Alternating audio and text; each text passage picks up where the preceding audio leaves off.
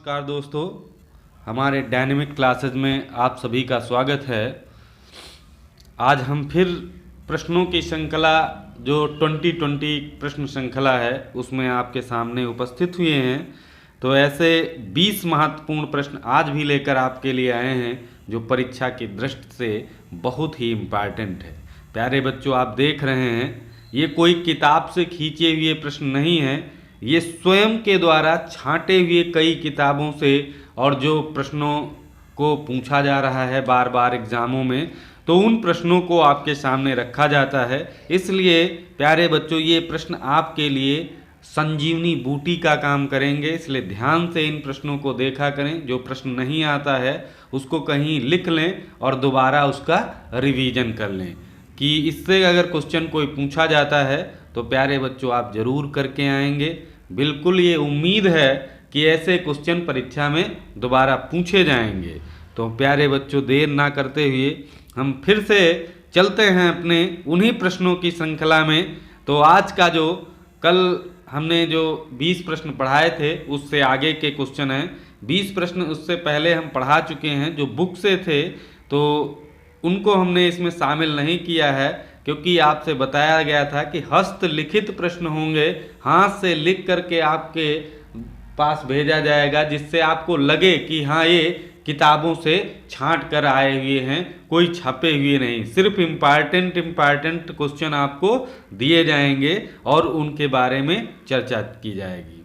तो आज का जो पहला प्रश्न है प्यारे बच्चों, तो देखिए, तो आज का ये जो पहला प्रश्न है, घायल सुअर का प्रसिद्ध गुफा चित्र कहाँ से प्राप्त हुआ है। यानी घायल सुअर का जो चित्र है वो किस गुफा से प्राप्त हुआ है, ये कहने का इस प्रश्न का अर्थ है। तो प्यारे बच्चों ध्यान रखेंगे, यहाँ अमरनाथ, मणिकपुर, बेल्लारी और मिर्जापुर है।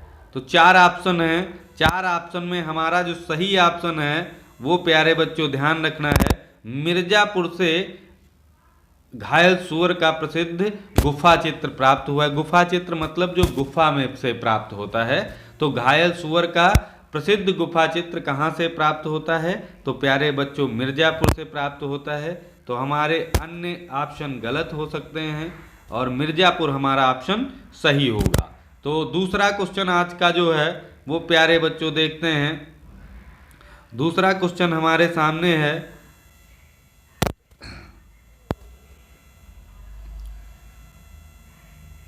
दूसरा क्वेश्चन आप लोग देख रहे हैं, चारकोल क्या है। चारकोल क्या है? तो प्यारे बच्चों आप लोग जानते हैं चारकोल लोहा भी नहीं है, प्लास्टिक भी नहीं है और कोल तार की बत्ती भी नहीं है। तो हमारा जो ऑप्शन सही है वो प्यारे बच्चों कोयला है। कोयला चारकोल को ही कहा जाता है और ये इसलिए प्रश्न आया है क्योंकि प्यारे बच्चों जो पूर्व ऐतिहासिक काल के चित्र मिलते थे वो कोयले और गेरू से मिलते थे। सर्वाधिक अगर आएगा तो गेरू से, अगर उसके बाद आएगा तो कोयले से, या कोयले को ही चारकोल कहा जाता है। तो चारकोल आ सकता है, तो आप लोग गलत करके नहीं आएंगे। पूर्व प्रागैतिहासिक काल के चित्र जो हैं वो सब चारकोल और गेरू से बने हुए पाए जाते हैं। सर्वाधिक गेरू के हैं, उसके बाद चारकोल। तो चारकोल अगर आ जाए तो समझ जाना क्या है, कोयला है। तो इस तरह से आज का दूसरा प्रश्न हो गया। तीसरे क्वेश्चन की अगर आज के बात करें, यानी 23 नंबर क्वेश्चन की बात करें, तो हमारा 23 नंबर प्रश्न आपके सामने है, होशंगाबाद किस नदी के किनारे बसा है। होशंगाबाद किस नदी के किनारे बसा है, ये प्रश्न आपसे पूछा जा रहा है। तो होशंगाबाद हमारा सभी बच्चों को हम बता चुके हैं, होशंगाबाद नर्मदा नदी के किनारे है। कहाँ पर? तो पहला ऑप्शन हमारा है नर्मदा नदी, यही ऑप्शन सही होगा। तो होशंगाबाद किस नदी के किनारे है, तो नर्मदा नदी के किनारे है। तो हमारे अन्य ऑप्शन कावेरी गलत हो जाएगा, गंगा गलत हो जाएगा, यमुना गलत हो जाएगा। तो 23 क्वेश्चन का ऑप्शन ए सही होगा। प्यारे बच्चों आज का चौथा प्रश्न 24 नंबर प्रश्न देख लेते हैं। तो लेह क्षेत्र लद्दाख प्यारे बच्चों, सबको पता है पहले कश्मीर एक में जब था तो ये कश्मीर क्षेत्र में पड़ता था। उसके बाद अब तो लेह यानी लद्दाख और कश्मीर को अलग अलग कर दिया गया है, तो ये लद्दाख की राजधानी है। तो लेह क्षेत्र लद्दाख यानी लद्दाख में जो है प्रागैतिहासिक चित्रों का केंद्र कौन है? तो प्यारे बच्चों, आप लोग देख रहे हैं तो हमारा जो दलबंद है ये भी नहीं है, लखूद यार ये भी नहीं है, और फफी नीली ये भी नहीं है। तो हमारा ऑप्शन बचता है ससपाल।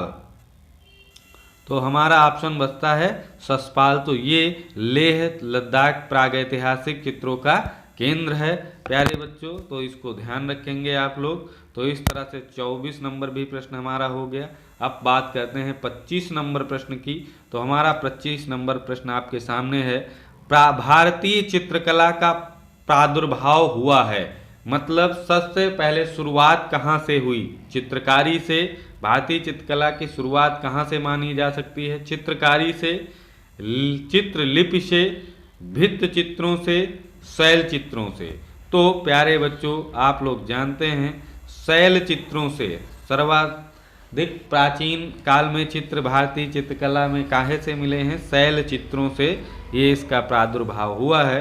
तो 25 नंबर का शैल चित्रों में लगाएंगे। हमारा ऑप्शन अन्य चित्रकारी गलत हो जाएगा, चित्रलिपि भी गलत हो, भित्ति चित्र भी गलत है। शैल चित्र मतलब पत्थरों की कंदराओं में, गुफाओं में जो चित्र उकेले गए थे आदिमानव के द्वारा, उन शैल चित्रों से इस भारतीय चित्रकला का प्रादुर्भाव हुआ है। तो 25 नंबर भी प्रश्न हमारा आसानी से हो गया है। अब हम बात करेंगे प्यारे बच्चों आज के 26 नंबर प्रश्न यानी छठा प्रश्न, पंचमढ़ी किस पर्वत श्रृंखला पर स्थित है?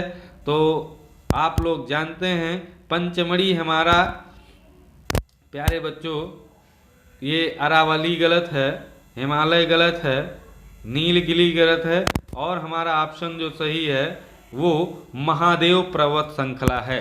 महादेव पर्वत श्रृंखला, ये ध्यान रखेंगे, महादेव पर्वत श्रृंखला हमारी जो है ये सही है। और बात करें यहाँ पर, अब जब प्रश्न आ ही गया है तो इसको समझाने का प्रयास करते हैं। पंचमढ़ी महादेव पर्वत श्रृंखला के अंतर्गत आता है, और आप लोगों को एक पुस्तक का नाम याद होगा, पुस्तक का नाम याद होगा जिसको लिखने वाले जो पंचमढ़ी के चित्रों को प्रकाश में लाया था, उन्होंने खोज लिखी थी the rock painting of Mahadev hills. तो पंचमढ़ी प्यारे बच्चों सबसे पहले तो कहाँ है? मध्य प्रदेश में। पंचमढ़ी की खोज किसने की थी? तो खोज में दो नाम आप लोगों को हमने बताया था कि याद रखना है। सर्वप्रथम डॉक्टर जी.आर. हंटर जो 1932 में खोज में लाए थे। उसके बाद इनके चित्रों को प्रकाश में लाने का श्रेय D.H. गार्डन जो 1936 में है उसको उनको जाता है। तो the rock painting of Mahadev hills ये किसकी रचना है? तो D.H. गार्डन की रचना है। ये आप लोग याद रखेंगे। इसीलिए पंचमढ़ी कहाँ पर याद रखना है? महादेव पर्वत श्रृंखला, महादेव पर्वत श्रृंखला। तो इस तरह से 26 नंबर प्रश्न आप लोग याद कर लेना, इम्पॉर्टेंट है। अब बात करें 27 नंबर प्रश्न की। भारत में सर्वप्रथम किस विद्वान ने प्रस्तर युग के औजारों की खोज की? प्रस्तर युग कहते हैं पत्थर के औजारों की खोज की थी। तो ये हम आप लोगों को बता चुके हैं पहले से। हमारे यहाँ सर्वप्रथम औजारों की खोज करने वाले कौन थे? तो आप लोगों को पता है, बताया था कि रॉबर्ट ब्रूसफुट ने 1863 ईस्वी में मद्रास के किनारे जो है, मद्रास के पास में कह सकते हो पल्लावरम जगह से जो है एक हस्त कुठार जो हाथ की कुल्हाड़ी होती उसकी खोज की थी। तो प्यारे बच्चों हमारा ऑप्शन ए सही है, आप लोगों के सामने है। ये क्वेश्चन पिछली प्रश्नों में हो चुका है, लेकिन ये दूसरी तरह से पूछा गया था, इसलिए इसको आज के इसमें शामिल कर लिया गया है, क्योंकि अंदाज़ा किसी को नहीं होता कि कौन सा प्रश्न दिया जा सकता है। तो इसीलिए इसको ले लिया कि बच्चे आसानी से समझ जाएं। भारत में सर्वप्रथम किस विद्वान ने प्रस्तर युग के औजारों की खोज की? तो रॉबर्ट ब्रूसफुट ने याद रखना है। ब्रुसफुट ने कब? 1863 मद्रास के समीप पल्लावरम से। अब बात करें 28 नंबर प्रश्न, आज के 8वें प्रश्न की। तो पंचमढ़ी गुफा के चित्रों को प्रकाश में लाने का श्रेय किसे जाता है? तो पंचमढ़ी गुफा के चित्रों को प्रकाश में लाने का श्रेय अभी हमने आपको बताया था, क्या है? अभी बताया था पंचमढ़ी की खोज किसने की थी। तो इसमें ऑप्शन आपको कहीं भी जी.आर. हंटर नहीं दिख रहा है, तो प्राथमिकता किसको जाएगी प्यारे बच्चों? गार्डन को। D.H. गार्डन, जिनकी प्रसिद्ध रचना है the rock painting of Mahadev hills. तो प्यारे बच्चों अन्य ऑप्शन हमारे गलत हो जाएंगे, ये गलत हो जाएंगे, D.H. गार्डन सही होगा। तो ये आसान प्रश्न था, आप लोग कर सकते थे बहुत ही अच्छी तरीके से। बात करें 29 नंबर प्रश्न की प्यारे बच्चों, ये इम्पॉर्टेंट क्वेश्चन हो सकता है कि नया क्वेश्चन अगर शामिल किया जाएगा तो इस प्रश्न को जरूर शामिल किया जाएगा। बागोर के चित्र किस काल की सभ्यता से प्राप्त होते हैं? बागोर के चित्र किस काल की सभ्यता से प्राप्त होते हैं? तो बागोर के चित्र जो होते हैं वो प्यारे बच्चों ध्यान रखना है, मध्य पाषाण कालीन सभ्यता के चित्र प्राप्त होते हैं। तो हमारा ऑप्शन जो गलत है वो नवपाषाण, पुरापाषाण और आधुनिक। हमारा जो सही ऑप्शन है तो याद रखना है मध्य पाषाण कालीन सभ्यता के चित्र प्राप्त होते हैं। तो बात करें आज के 30 नंबर प्रश्न की, मनिकपुर नामक स्थान किस जिले के अंतर्गत आता है? प्यारे बच्चों ध्यान रखना है, उत्तर प्रदेश के जो 2 ही जिलों के बारे में आपको सही सही पढ़ना है, अच्छी तरीके से पढ़ना है। तो वो जिले कौन कौन से हैं? तो एक तो मिर्ज़ापुर, और उसको तो बहुत ध्यान से मिर्ज़ापुर को पढ़ना है क्योंकि मिर्ज़ापुर हमारा प्रागैतिहासिक काल का प्रथम स्थान है, प्रथम केंद्र है, इसलिए उसको याद रखेंगे। सर्वप्रथम मिर्ज़ापुर ही क्षेत्र खोजा गया था, तो उसको पढ़ेंगे। दूसरा जो उत्तर प्रदेश का क्षेत्र आता है प्यारे बच्चों, तो ध्यान रखना है ये जो बांदा क्षेत्र है, बांदा ये उत्तर प्रदेश का ही क्षेत्र है और इसे हमें किसके अंतर्गत पढ़ना है? प्रागैतिहासिक काल के अंतर्गत। तो ये मनिकपुर नामक स्थान जो है वो किस जिले में पड़ता है? तो बांदा जिले में पड़ता है, बांदा जिले में। ये कहाँ है? उत्तर प्रदेश में। तो हमारे अन्य ऑप्शन सहारनपुर, ये भी उत्तर प्रदेश में गलत है, कानपुर ये भी है, ये भी उन्नाव, तो ये सब गलत हो जाएंगे। हैं सभी ये चारों ऑप्शन उत्तर प्रदेश के ही, लेकिन बांदे जिले के बारे में हमें पढ़ना है और मनिकपुर बांदा जिले के अंतर्गत आता है। तो 30 नंबर भी प्रश्न हमारा आसानी से हो गया। अब हम बात करेंगे आज 31 नंबर प्रश्न की, जो हमारा आज का 11वां प्रश्न है, भारतीय पुरातत्व का जनक किसे कहा जाता है? तो सभी बच्चे इसमें तो कंफ्यूज होंगे नहीं प्यारे बच्चों। तो हमारा जो ऑप्शन गलत है, sir John Marshall, Stella Kramrisch, Robert Bruce Foote को तो अभी बताया था किस चीज़ की खोज की थी, तो वो पत्थर के औजारों की खोज की थी। तो हमारा ऑप्शन बचता है सर अलेक्जेंडर कनिंघम। इन्हें भारतीय पुरातत्व का जनक कहा जाता है। याद रखेंगे इनका जन्म 23 जनवरी 1814 ईस्वी में हुआ था। कब? 1814 ईस्वी में। 1800 प्यारे बच्चों थोड़ा लिख लेते हैं, 1814 ईस्वी में इनका जन्म हुआ था, 1814 ईस्वी में लंदन में। और ये ब्रिटिश सेना में बंगाल ग्रुप के इंजीनियर थे। बाद में इनकी प्रसिद्धि एक पुरातत्व विभाग, भारतीय पुरातत्व विभाग के जनक के रूप में होती है। तो सभी बच्चे टिक करेंगे किसको? सर अलेक्जेंडर कनिंघम को। तो इस तरह से हमारा क्वेश्चन 31 नंबर भी आज का हो गया। हम बात करेंगे 32 नंबर प्रश्न की। तो हमारा जो 32 नंबर प्रश्न है, तरासे गए चमकीले पत्थरों के औजार प्राप्त कहाँ से होते हैं? तो यहाँ पर थोड़ा समझना है, पूरा पाषाण काल में जो पत्थर के औजार मिलते हैं वो सुडौल नहीं थे, बड़े आकार में थे, और उनको आप अच्छा औजार नहीं कह सकते, मतलब सुडौल औजार थे, उनका कोई आकार नहीं था, बड़े बड़े ऐसे डायरेक्ट पत्थर के औजार थे, तो ये पूरा पाषाण काल के हैं। बात करें अगर मध्य पाषाण काल के औजारों की, तो मध्य पाषाण के औजार जो थे वही जो पूरा पाषाण में औजार बड़े बड़े हुआ करते थे, मोटे मोटे, उन औजारों को छोटा कर दिया गया। तो लघु औजार अगर आ जाता, लघु औजार कब मिले, तो मध्य पाषाण काल में उन्हीं पत्थरों को काट कर छोटा कर दिया गया और नुकीला कर दिया गया था, तो वो मध्य पाषाण काल का ये हो जाता है। बात करें अगर नवपाषाण काल की, तो नवपाषाण काल में प्यारे बच्चों ध्यान रखना है, उन्हीं पत्थरों के औजार जो छोटे कर दिए गए उनको बढ़िया तराशा जाता था, उसको चमकाया जाता था रगड़ रगड़ के पत्थर पे, और उसके बाद उस पर पॉलिश लगाई जाती थी। तो तरासे गए चमकीले और पॉलिशदार अगर आ जाए तो ये औजार नवपाषाण काल से प्राप्त होते हैं। तो हमारा ऑप्शन यही सही हो जाएगा, और बाकी ये भी ऑप्शन गलत हो जाएगा। तो ये भी हमारा ऑप्शन सही नहीं है, ताम्रपाषाण काल, और ये भी नहीं सही है, ये भी नहीं सही। हमारा जो सही ऑप्शन है नवपाषाण काल। तो इस तरह से आप लोग देखें कि हम 32 नंबर भी प्रश्न कर लिए।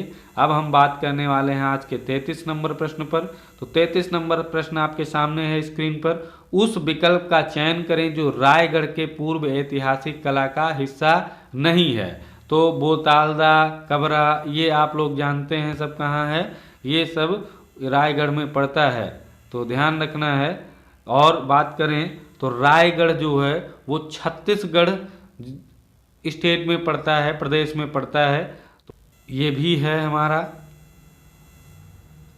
और ये भी है, बोतालदा है, और हमारा जो ऑप्शन सही होगा वो उदयगिर, क्योंकि ये उदयगिर नहीं है। यहाँ प्रश्न को ध्यान से पढ़ लेना है सभी बच्चों को, नहीं है पूछ रहा है, इसमें 3 ऑप्शन ये हमारे सही हैं। ये कहाँ रायगढ़ के अंतर्गत आते हैं, लेकिन हमारा जो उदयगिर है ये मध्य प्रदेश का हिस्सा है, और ये ध्यान रखना है ये ऐतिहासिक गुफा उदयगिर से प्राप्त होती है, और ये पूर्व ऐतिहासिक गुफाओं के क्षेत्र हैं, प्रागैतिहासिक काल के हैं, ऐतिहासिक काल नहीं है, पूर्व ऐतिहासिक मतलब इतिहास से पहले के जो है ये हमारे क्षेत्र हैं। और जो उदयगिरी है ये ऐतिहासिक काल की गुफा है, और ये मध्य प्रदेश में पड़ती है, तो ये हमारा ऑप्शन सही है, और यानी ये ऑप्शन रायगढ़ के क्षेत्र के अंतर्गत नहीं है, तो ऑप्शन हमारा बी सही होगा इसका। अगला बात करें 34 नंबर प्रश्न हमारा, आज का 34 नंबर प्रश्न आपके सामने है। निम्नलिखित में से भीमबेटका गुफा के चित्र कौन से हैं? निम्नलिखित में से भीमबेटका गुफा के चित्र कौन से हैं? तो बात करें तो हमारा ये ऑप्शन गलत होगा, क्योंकि भाले के साथ शिकार करते कहीं जिक्र वहाँ नहीं आया। शिकार करते हुए चित्रों का आया है, लेकिन भाले के साथ नहीं आया है। और बात करें मेढक सांप, तो ये भी नहीं है। हाथी, जंगली सांड और बाघ, हाँ ये ऑप्शन सही है हमारा। हाथी, जंगली सांड और बाघ के चित्र वहाँ मिले हैं, हाथी, जंगली सांड और बाघ। और यहाँ बात करें जो हमारा डी ऑप्शन है ये भी गलत है, जेबरा और बकरी ये भी नहीं है। तो हमारा 34 का सी ऑप्शन सही है, हाथी, जंगली सांड और बाघ के चित्र भीमबेटका गुफा से प्राप्त होते हैं। तो इस तरह से 34 नंबर भी कर सकते थे, इसमें कोई ज़्यादा खास बात नहीं थी। अब बात करें 35 नंबर प्रश्न की, तो एरिग्नेशियन एवं मैग्डेलेनियन ये शब्दावली किस संदर्भ में प्रयोग होती है? तो ये भी प्रश्न बहुत खास नहीं है, तो इसको लेकिन नया प्रश्न था इसलिए शामिल कर लिया गया।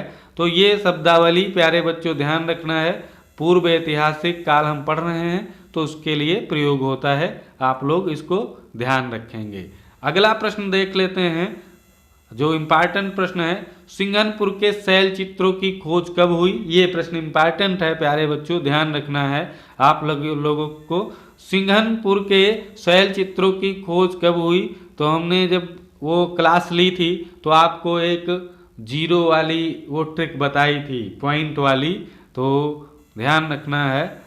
वो अगर जो वीडियो देखे होंगे जो बच्चे वो जानते होंगे। तो हमारा इसमें ऑप्शन उनके सामने है, तो 1905 ये नहीं हो सकता है, 1915 नहीं हो सकता है, 1920 ये भी नहीं हो सकता है। तो हम बात करें ये 1910, यही हमारा ऑप्शन सही होगा। सिंघनपुर के शैल चित्रों की खोज कब हुई थी? तो 1910 ईस्वी में हुई थी, ध्यान रखना है। ये आप लोग बड़े आसानी से ध्यान रखना है। और किसने की थी? तो ध्यान रखना है C.W. एंडरसन ने की थी। और ये सिंघनपुर छत्तीसगढ़ के अंतर्गत आता है क्षेत्र। तो इस तरह से सिंघनपुर के बारे में आप लोगों ने भी देख लिया। अब बात करें हम 37 नंबर प्रश्न। तो दक्षिण भारत के किस स्थान पर शैल चित्र प्राप्त हुए हैं? तो ये एक चीज, ये दक्षिण भारत का एक स्थान आप लोग रट लो, बेल्लारी, बेल्लारी, बेल्लारी, बेल्लारी याद रख लो, क्योंकि ये क्वेश्चन बहुत बार प्रैक्टिस सेट में भी दिया जाता है, क्वेश्चन पूछा भी गया है। तो बेल्लारी याद रखना दक्षिण भारत का एकमात्र क्षेत्र है। दक्षिण भारत के किस क्षेत्र पर शैल चित्र प्राप्त हुए हैं? तो बेल्लारी। तो ये और सारे ऑप्शन गलत हैं, देखने की भी आपको ज़रूरत नहीं है। दक्षिण भारत का एक क्षेत्र जो प्रसिद्ध है वो है बेल्लारी, ध्यान रखना है। अब बात करें यहाँ पर, और बेल्लारी से थोड़ा आप लोग ध्यान रखेंगे, यहाँ से जादू टोने के चित्र सर्वाधिक प्राप्त हुए हैं। सर्वाधिक अगर जादू टोने के चित्र अगर पूछा जाएगा तो ये बेल्लारी से ही प्राप्त हुए हैं। यहाँ से 6 कोणों का एक सितारा प्राप्त होता है, 6 कोणों का सितारा। तो ध्यान रखना है जादू टोने का सर्वाधिक चित्र बेल्लारी से, जो दक्षिण भारत का स्थान है, वहाँ से प्राप्त होते हैं। तो आज का अब 38 नंबर प्रश्न देखते हैं। 38 नंबर है, कवच पहने सैनिक एवं घुड़सवार सेना का उत्कृष्ट अंकन किस शैलाश्रय में हुआ है? तो ये आप लोग जानते हैं, ये पढ़ा चुके हैं, ये भीमबेटका में अंतर पड़ता है। तो भलडरिया गलत है, कंडाकोट गलत है, सिंघनपुर गलत है। तो हमारा कवच पहने सैनिक एवं घुड़सवार सेना का ये भीमबेटका के अंतर्गत आता है। तो आप लोग इसको सही करके आएंगे। हमारा आज का 29 नंबर प्रश्न जो है, 29 नंबर प्रश्न आपके सामने है। सन 1899 ईस्वी में काकबर्न का lake cave drawings in the Kaimur range north west provinces किस जर्नल में प्रकाशित हुआ है? ये भी क्वेश्चन इंपॉर्टेंट है, तो ध्यान रखेंगे। यहाँ पर हमारा कला और कलाकार ये गलत ऑप्शन है। संडे ऑब्जर्वर ये भी गलत है। आकृत ये भी गलत है। हमारा जो सही ऑप्शन है तो आपके सामने है journal of royal Asiatic society, इसमें प्रकाशित हुआ था 1899 में काकबर्न का लेख। तो सी ऑप्शन हमारा सही है। सभी बच्चों सी ऑप्शन को अच्छी तरीके से करके आएंगे। बात करें आज के अंतिम प्रश्न की, तो हमारा आज का अंतिम प्रश्न आपके सामने है, चित्रकला का क्या कार्य है? चित्रकला का क्या कार्य है? तो ऑप्शन देखते हैं। ऑप्शन हमारा है लिखना, कीरम काटी और रूप का आभास पोतना। तो प्यारे बच्चों ध्यान रखना है, रूप का आभास कराना ये चित्रकला का कार्य है। तो सभी बच्चे इसको वो लिख लेंगे, रूप का आभास कराना चित्रकला का कार्य है। तो इस तरह से हमारा बी ऑप्शन सही होगा। तो आज के 20 प्रश्न जो मोस्ट इम्पॉर्टेंट थे आपके सामने रखे गए। हम प्यारे बच्चों कोशिश करेंगे इतने सारे क्वेश्चन एक एक टॉपिक से करा दें कि कोई क्वेश्चन परीक्षा में बाहर ना आया। बस आप लोग साथ देते रहें, हम ऐसे महत्वपूर्ण क्वेश्चनों को आपको देते रहेंगे जो परीक्षा की दृष्टि से इम्पॉर्टेंट हैं। आज जैसे देखा कि आप 60 प्रश्न प्रागैतिहासिक काल से इम्पॉर्टेंट हो गए हैं। अभी शायद 100 क्वेश्चन कराने वाले हैं कि एक एक क्वेश्चन आपका रट जाए, कि कोई भी क्वेश्चन इन प्रश्नों से बाहर ना आए। तो आप लोग वीडियो को शेयर करें, ज़्यादा से ज़्यादा लोग इसको देख पाएँ। जो नए बच्चे हैं इस चैनल को सब्सक्राइब कर लें, जिससे अन्य वीडियो की नोटिफिकेशन उनको मिलती रहेगी और अच्छे प्रश्न से वो लड़ते रहेंगे, क्योंकि इस श्रृंखला का नाम ही है 2020 प्रश्न श्रृंखला जो परीक्षा के 20 महत्वपूर्ण प्रश्न डेली आपको देती है। तो प्यारे बच्चों, आज के वीडियो में बस इतना ही। कल फिर मिलेंगे 20 प्रश्न लेकर के। तब तक के लिए जय हिंद, जय भारत।